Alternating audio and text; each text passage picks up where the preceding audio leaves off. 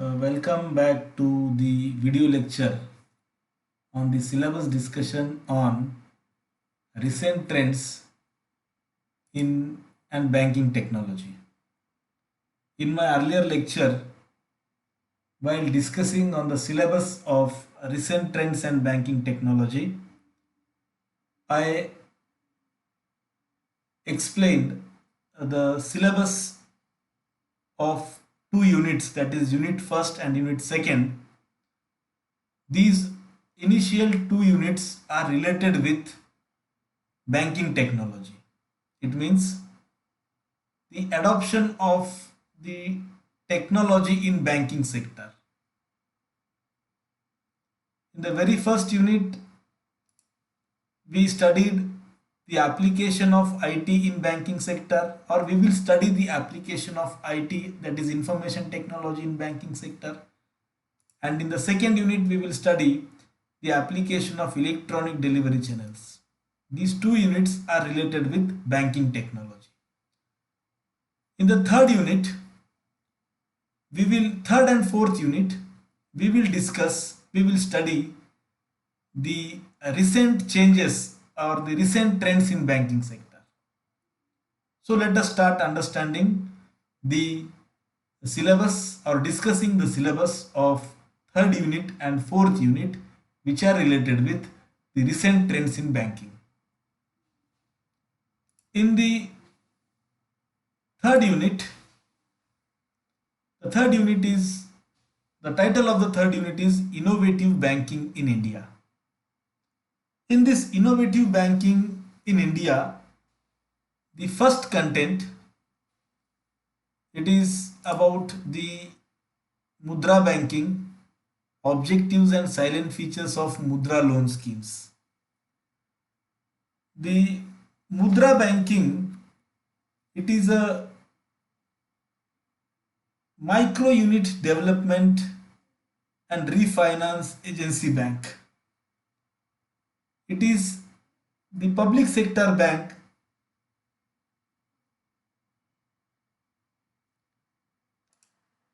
It is a public sector bank. The Mudra bank is a public sector bank which provides loans at a lower interest rate to microfinance agencies and non-banking financial institutions. In this particular content, we will study what are the objectives and what are the silent features of Mudra banking. Then, in the second content of the syllabus, that is in 3.2, we will discuss about the small finance banks, organization of small finance banks and its functions and importance.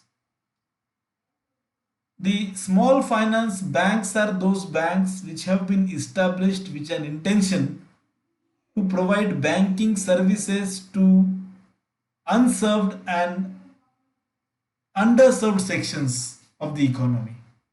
It means small finance banks are those banks which have been established in order to provide help to small businesses, small and marginal farmers, because these are the underserved or unserved sections of the society, of the economy. Then after studying the small finance banks, we will study in 3.3 the payment bank organization, its functions and importance. The payment bank organizations are the banks which are operating on small scales without involving any type of risk.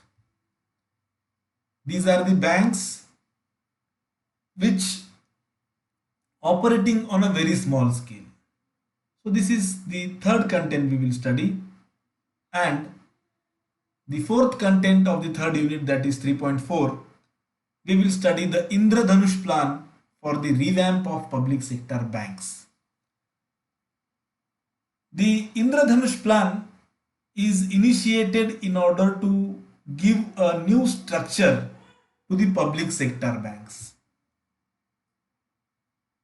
In order to increase the efficiency of the public sector bank, it needs to restructure these public sector banks. So therefore, in order to give a new structure to these public sector banks, this plan has been initiated by the government. Then last point of this content is Bank Board Bureau. To improve the governance of the public sector bank, the government established this Bank Board Bureau. This Bank Board Bureau is an autonomous body of Government of India.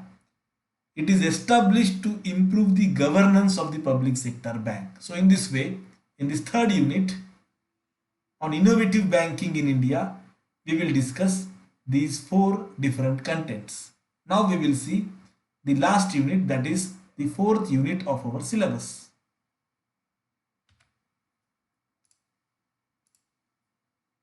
The fourth unit entitled Recent Banking Policies.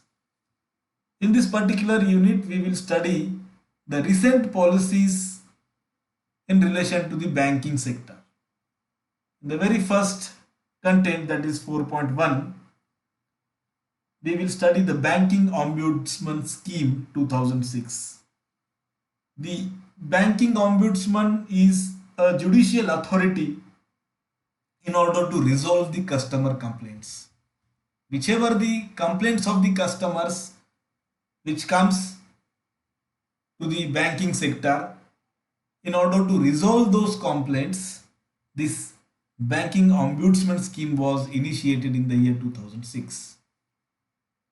Then in the second point, the second content 4.2, we will discuss the differential insurance premium, the policy guidelines of differential insurance premium.